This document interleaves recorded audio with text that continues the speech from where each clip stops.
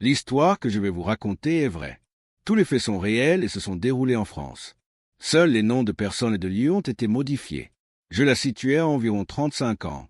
Elle était mince, aux traits fins et aux cheveux d'un noir profond. Elle n'était pas totalement dénuée de charme, mais elle restait de ces femmes habitées par une timidité paralysante. À la porte du modeste bureau que j'appelle le mien, elle hésita, m'observant de ses yeux noisettes. « Monsieur Malek ?» ?»« C'est moi. » Je me levai, écartant les journaux du soir, tout en remarquant qu'elle ne portait pas d'alliance. Je désignai du doigt la chaise destinée à mes clients. « Veuillez vous asseoir, mademoiselle Christie. »« Alice Christie, » répondit-elle, ce qui confirma ma conviction qu'elle n'était pas mariée. Elle s'assit sur la chaise, parfaitement droite, le dos raide, les chevilles et les genoux serrés. Elle portait un petit tailleur bleu marine, très classique, sans prétention. Le sac en tissu bleu qu'elle tenait dans ses mains, serré fermement sur ses genoux, semblait plutôt usé. « Que puis-je faire pour vous, mademoiselle Christie ?»« Eh bien, j'ai trouvé votre adresse dans l'annuaire professionnel, monsieur Malek, » dit-elle en me regardant avec une grande timidité. « Je crois que vous menez des enquêtes. »« Oui, c'est exact. C'est ce que ma licence autorise. » « Quels sont vos tarifs ?» Mon tarif habituel était de 100 € par jour, plus les frais. Je n'avais aucune raison de lui offrir une réduction. Pourtant, je sentais, sans trop savoir pourquoi, qu'une telle somme serait trop élevée pour cette cliente. Il faut dire aussi que mademoiselle Alice Christie avait l'air d'une petite naïve et elle m'intriguait. « Eh bien, mes tarifs, mademoiselle Christie, ça dépend. Quel est votre problème ?» Elle cessa de me regarder pour fixer un coin de mon bureau. « C'est plutôt difficile à dire. » C'est toujours difficile à dire. Il faut commencer par le début. « Oui, bien sûr. » Finalement, tout à coup, elle s'arrêta, fouilla dans son sac et, sans un mot, me tendit une feuille pliée en 4, d'un rouge vif. En la dépliant, je vis qu'il s'agissait d'une sorte de bulletin d'information avec des photos d'hommes et de femmes de tous âges, accompagnés de leur description et de leur numéro de boîte postale. Le bulletin s'intitulait « Le courrier de l'amour ». Que pensez-vous de quelqu'un qui ose s'abonner à un tel bulletin, monsieur Malek? Que pensais-je de ces clubs de cœurs solitaires? Qu'ils étaient hantés par des névrosés, des amateurs de sensations fortes et des aventuriers futés. Quelle que soit ma réponse, je ne pouvais que l'offenser. J'évitais donc une réponse directe. Pour être honnête, je n'y ai jamais vraiment réfléchi, mademoiselle Christie. Enfin, si, je sais ce que les gens en pensent, et ils ont probablement raison. Sa voix se brisa. Puis elle continua comme si elle n'avait plus la moindre hésitation, le regard fixé sur le sac posé sur ses genoux. Ces mots sortirent sans la moindre passion, mais avec une certaine désillusion. « Monsieur Malek, j'ai 35 ans. Mon père a été tué dans un accident de voiture l'année de ma remise de diplôme.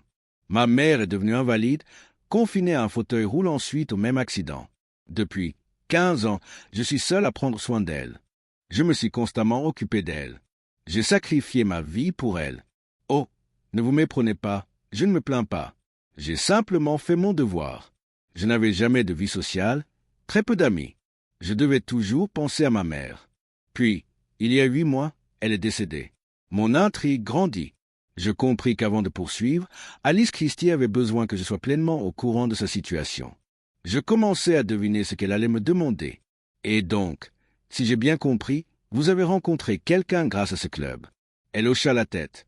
Oui, quelqu'un avait laissé cette newsletter dans un restaurant et je l'ai récupérée. J'ai trouvé cette annonce pour un homme d'un certain âge. J'étais intéressé. Je me suis inscrit au club et nous avons commencé à nous écrire. Elle marqua une pause, puis poursuivit avec simplicité. Il s'appelle Homer Ackerman. Il est veuf et vit au Kansas. Il veut que je le rejoigne là-bas pour l'épouser. Il m'a appelé de là-bas hier soir pour me le redemander. Oui, tout était clair maintenant. Alice Christie avait été privée de compagnie masculine. Elle désirait un homme qui voit en elle une vraie femme. Elle voulait désespérément combler le vide qui la bloquait, mais elle était consciente de sa faiblesse, de son inexpérience. Elle n'osait pas s'engager. Et c'est là que mon rôle commença. J'allais droit au but. Mais vous n'êtes pas sûr de vous, n'est-ce pas? Vous aimeriez que j'aille voir ce monsieur Ackerman et que je vous donne mon avis. C'est tout? Elle hésita légèrement. Oui, je crois que c'est tout. Ah, vous le pensez seulement?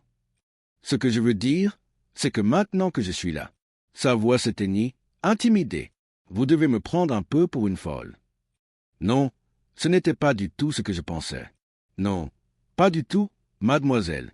Au contraire, vous avez parfaitement raison d'engager un détective. Bien. Maintenant, si vous pouviez me donner plus de détails. Elle prit une grande inspiration avant de m'indiquer où se trouvait la ferme d'Ackerman. Quant à vos honoraires, monsieur Malek, nous en parlerons le moment venu. Nous sommes mardi. Je vous suggère de revenir me voir vendredi après-midi. Je lui ai adressé mon sourire le plus rassurant. Service rapide, c'est ma devise. Ma petite plaisanterie lui a arraché un bref sourire. Merci, monsieur Malek. Elle s'est levée, puis est partie, mais seulement un instant. Quelques secondes plus tard, elle s'est arrêtée sur le seuil de mon bureau, comme la première fois. Je ne sais pas encore vraiment ce que je compte faire. J'ai compris. Je lui ai fait un petit signe de la main rassurant. Une chose à la fois, mademoiselle Christie. Vendredi après-midi. D'accord? Vous ne vous moquez pas de moi, n'est-ce pas, monsieur Malek? Non, mademoiselle Christie, je ne me moque pas de vous. Non, je ne me moquais pas d'elle. Et pourtant, c'était le cas le plus inhabituel qu'on m'ait jamais confié. Mais j'allais faire de mon mieux, comme si moi aussi j'avais souhaité ne plus être seul. La ferme d'Homer Ackerman était située à la périphérie d'une petite ville, à quelques kilomètres à l'est de Topeka. En prenant un jet, puis une voiture de location, j'ai pu atteindre le hameau le lendemain en milieu d'après-midi. Mon plan était simple, je ferais la tournée des commerçants du coin, peut-être même du pasteur et du médecin, pour savoir ce que les gens pensaient de cet Ackerman. Si j'avais besoin d'une couverture, je me présenterais comme représentant d'une agence de crédit. En discutant avec les gens, je me suis rendu compte qu'ils n'avaient que du bien à dire d'Ackerman. C'était un citoyen universellement respecté, honnête et travailleur acharné. Il était vrai qu'un an plus tôt, à la mort de sa femme, il avait été gravement déprimé et s'était mis à boire. Mais depuis quelque temps, il était redevenu sobre.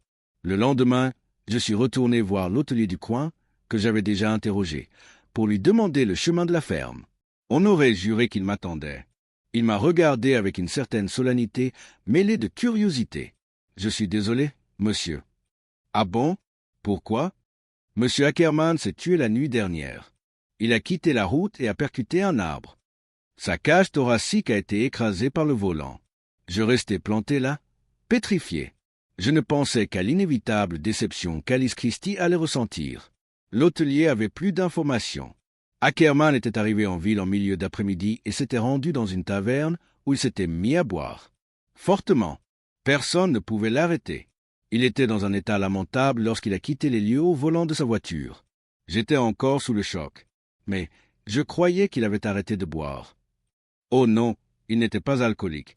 Non. Hier soir, c'était l'anniversaire de la mort de sa femme. Il l'aimait beaucoup, vous savez. Je crois qu'il a eu le cafard et qu'il a voulu oublier. C'est tout. Oui, c'était forcément ça. Ackerman avait dû voir en Alice Christie une trahison envers sa défunte épouse. Et pourtant, une autre idée me vint soudain à l'esprit, un simple soupçon, mais tout à fait plausible. Oui, il y avait une autre possibilité. Je ne savais vraiment pas comment annoncer la nouvelle à Alice Christie. Le choc risquait de la briser. Avant de quitter la ville, je suis allé voir le shérif, qui a confirmé la version de l'hôtelier. « Quel dommage !» m'a-t-il dit. « C'était un homme très bien. » « Oui, il avait l'air parfait. » ai-je répondu. Je suis retourné à mon bureau et j'ai réfléchi à ce que j'allais dire à Alice. Elle est arrivée comme prévu le vendredi après-midi. Elle portait un tailleur différent, marron foncé, mais tout aussi classique. Elle semblait moins hésitante, comme si elle avait répété son rôle. Quant à moi, je n'avais pas encore décidé ce que j'allais dire. Avant que vous ne me disiez quoi que ce soit, monsieur Malek, commença-t-elle avec un petit sourire crispé, j'aimerais vous parler. Il y a quelque chose que vous devez savoir. Ah, vraiment? Oui, j'ai décidé de ne pas me lancer dans cette aventure. Quoi que vous ayez appris, je ne veux pas épouser M. Ackerman. Mon sang se glaça. Je me souvins de ces paroles hésitantes. Je ne sais pas encore vraiment ce que je compte faire. Mais mademoiselle Christie, je me disais... Je sais ce que j'ai dit. Mais voyez-vous, ce jour-là, un peu plus tard, j'ai repris mes esprits. J'ai réalisé que je me comportais comme une idiote, que je n'avais aucune idée de la réalité. Mon cœur se serra tandis que je posais ma question suivante. Alors, vous avez appelé Homer Ackerman pour le lui dire? Comment le saviez-vous, monsieur Malek? D'après ce que vous venez de dire, j'ai compris que vous l'aviez appelé. Oui, c'est exact.